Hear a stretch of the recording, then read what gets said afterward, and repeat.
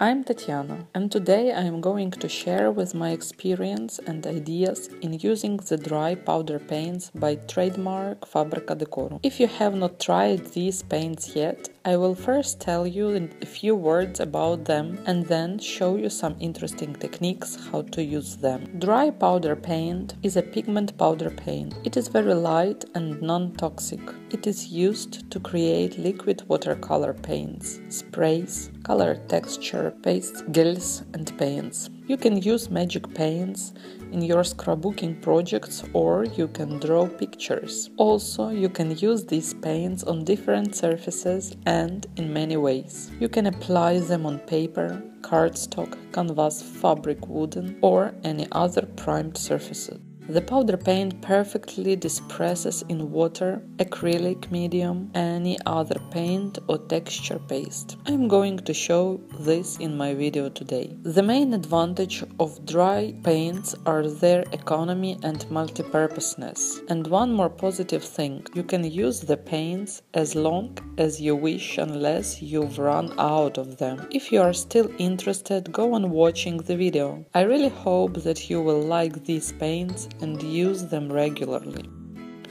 Before start working with the dry paints, put on rubber gloves to protect your hands from being colored. First I'm going to disperse the dry paint in water. I'm going to do it right in a spray bottle. And at the end I'm going to get a spray. I take a small amount of powder, just a pinch on the palette knife and add it into the water. Then I close the bottle and shake it until the paint disperses. You can see that the dry paint disperses in water very easily and fast, and there are no pigment particles left in water. Let's spray it on the paper and look at the result. The colors are gorgeous. They look very natural. You can control the purity of color by changing the amount of the powder. I really like how the paint interacts with paper, how it's mixed up and creates different illusions of color. You can use such sprays to create backgrounds for your projects, paint chipboards, flowers and so on. Disperse only a small amount of powder and don't keep it for a long time. Now I am going to play with the dry paint and water. Disperse the powder in small amount of water and use like a watercolor paints or sprays. You can draw and write with a brush or you can fill up watercolors brush with a newly created paint, so you can color different images, draw and write. If you need to color much surface or chipboard, use a painting sponge. Just don't stop and play around with these fantastic paints.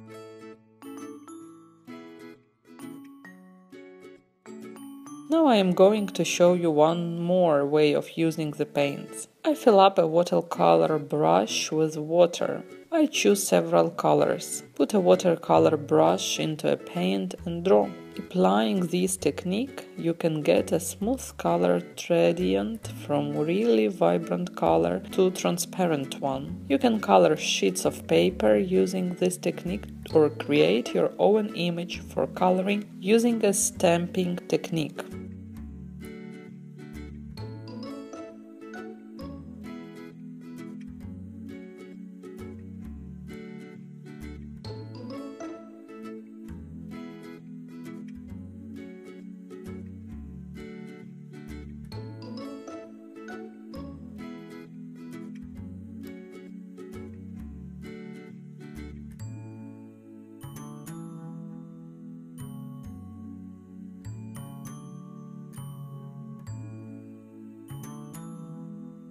And now let's experiment with the dry paint and water sprayer. You can create fantastic backgrounds for your mixed media projects.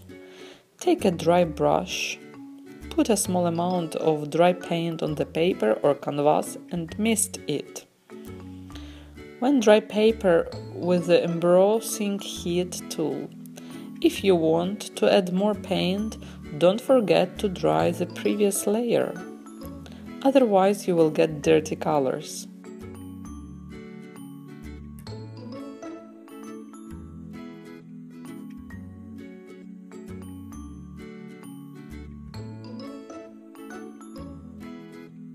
I think many of you have white acrylic paint or any light pearl acrylic paint.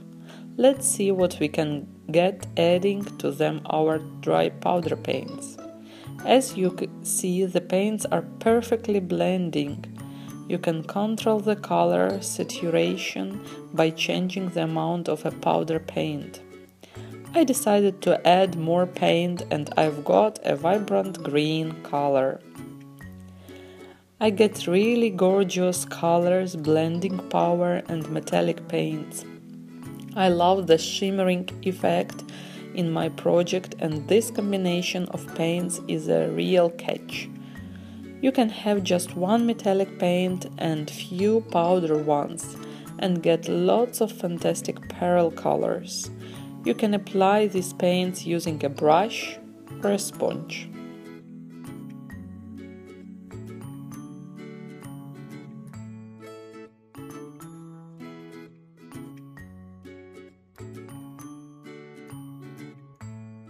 Don't forget about different texture pastes, gesso, mediums. You can mix them up with the dry powder paints and get lots of new effects. Let's play around with them. First, I mix a dry paint with a transparent medium.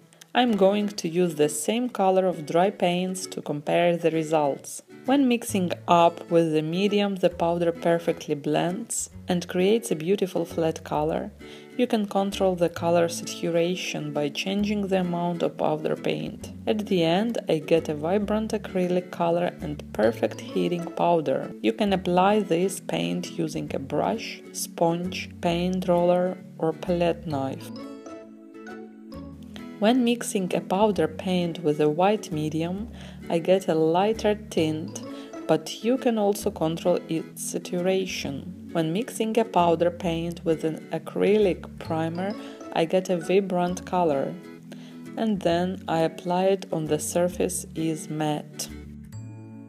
Using a dry powder paint, you can colorize any texture paste. Just one jar of texture paste and a few powder paints, and you can have a necessary shades and tints for your project.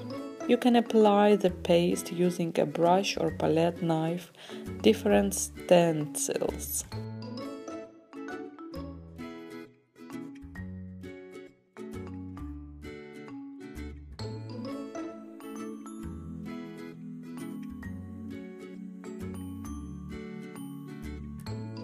For these are my ideas of using dry powder paints, and I hope that after watching the video you will get in love with these paints and use them regularly in your projects. If my video is interesting for you, don't forget to like it or share it with your friends. And I'll appreciate your comments. Wish you a lot of impression.